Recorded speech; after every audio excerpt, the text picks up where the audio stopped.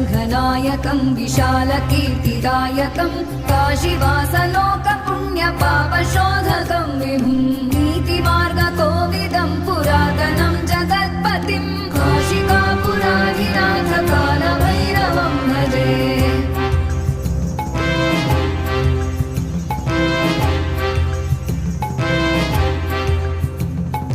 कालभैरवाष्टकं पठन्ति ये मनोहरं